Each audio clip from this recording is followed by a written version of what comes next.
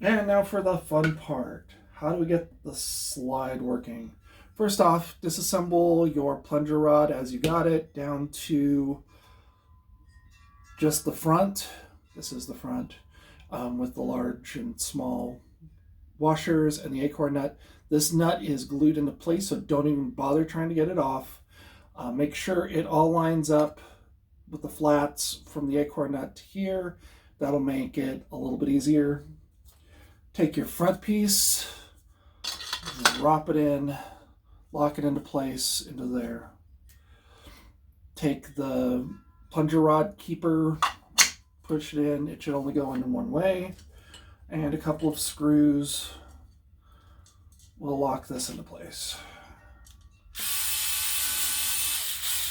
Assuming everything's lined up, you should have a very nicely captured rod. It ain't going nowhere forward or back. The glue holds it in place, the locking holds it in place. Next up, let's bring this down a little. The little metal tube that came around it, put that over the top of it, should go all the way down into where that nut is from the other side. Your slide, hole in the front, goes over top of that rod. The next step is the spring. Whatever choice, make a good choice early because getting this back out is a pain in the ass. Take your plunger with a O-ring on it, add some lube, which this is already pre-lubed because I'm still using it. The sear side goes with the same side as the sear, not the little circle side, or else it will never catch. It is supposed to catch right here. Because it is oval shaped, it only goes in two ways, but make it only go in one way. That'll make life easier. Boom. Okay. Slide assembly tool. Hope you printed this because you need it right now. Use that to keep compression on the slide. That'll allow you to get everything else in. Blue TPU piece goes in first. One little washer goes around it. Two little washers go around it. One regular 1032 nut gets threaded onto it. This is where you're going to screw it up if you're going to screw it up. Tighten that down. Better to have one of these, but a pair of needle nose pliers or something that can get in here will work. Once it's nice and started, this is no longer important until you need to do this again. But stack of everything so far. To get it tightened down to where it needs to go, easy way is stop it on one end and spin the bottom to suck the plunger down into place. It will get nice and tight. So now the nut and washers are creating compression against that little metal tube between these two ends so that it's well capted, or very capted. It's not going nowhere. Next step, one more regular 1032 nut.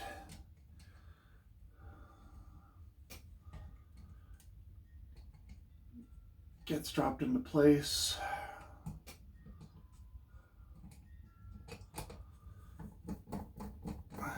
And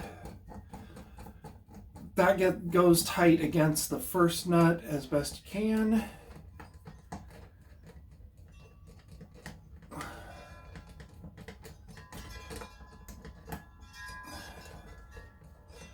That locks the first nut into place so that the first nut doesn't back out. And then as insurance, using a nylock nut, cap it off.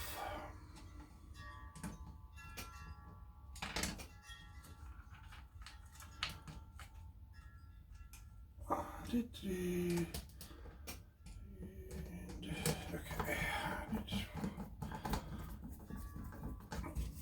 This one will require a bit of force to go past it. It does go past the opening, the beginning of the threads. I've noticed that not everybody knows that for some reason.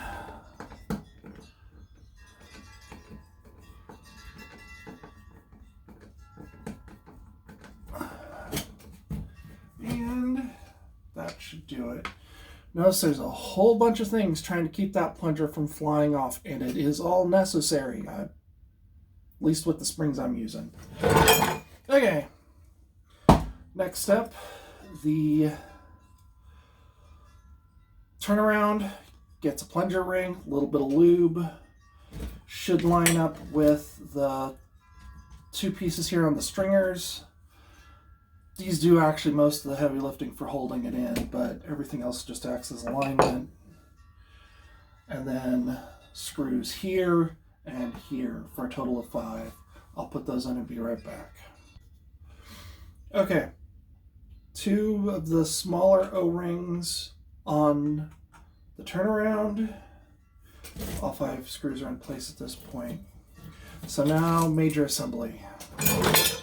Grip and receiver get moved back here, hold that in place. Front part of the frame goes Picatinny down, assuming these things still have Picatinny by the time you get them, to create the entire receiver. To hold everything in place, U-channel goes all the way through to the front. Might have more holes in them than yours do.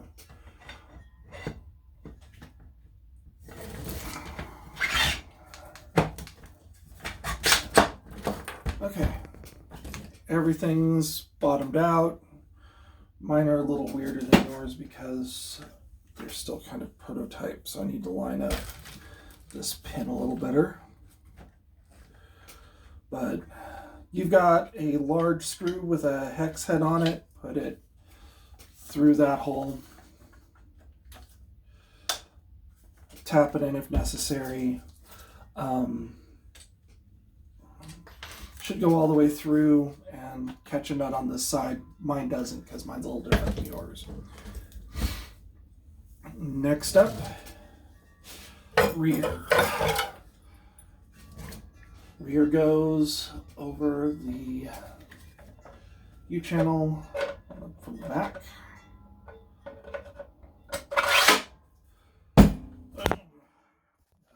Too much boom. Okay, and then screw through the U-channel up here at the top. Well, mostly assembled, we're getting there. I like this grip. Okay, 2 more small screws on the sides.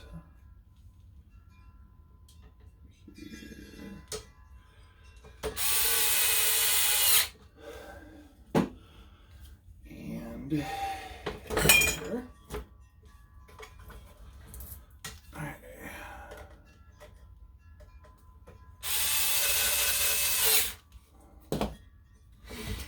Okay, barrel. Okay, the medium washer goes between the nut and the front. This is going to be a little tighter for me than you because, once again, this is the original prototype and I didn't get the clearances right. So you shouldn't go through that much effort. You might need to pull the trigger when the barrel gets to that point just to get the yoke over it.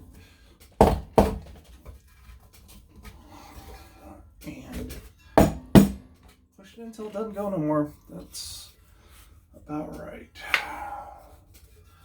Screw the barrel nut on into place. That's basically it. That gets you the base model. Test it. Pretty good so far. Air's coming out the barrel, so everything's in place. You know, optional extras.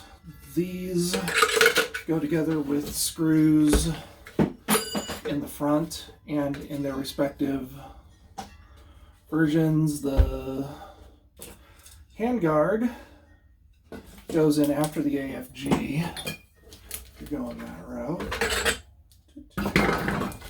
So AFG first, block, any spacers you want to add. One more. There we go. Spacer. These all get screwed together.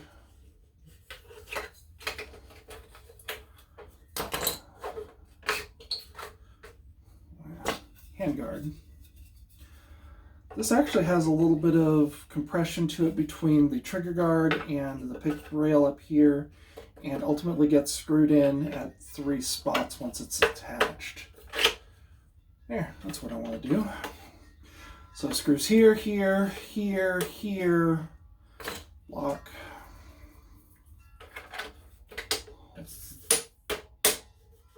EFG in place. B-car. Hey, look, it's a thing. It can shoot stuff now. Woo.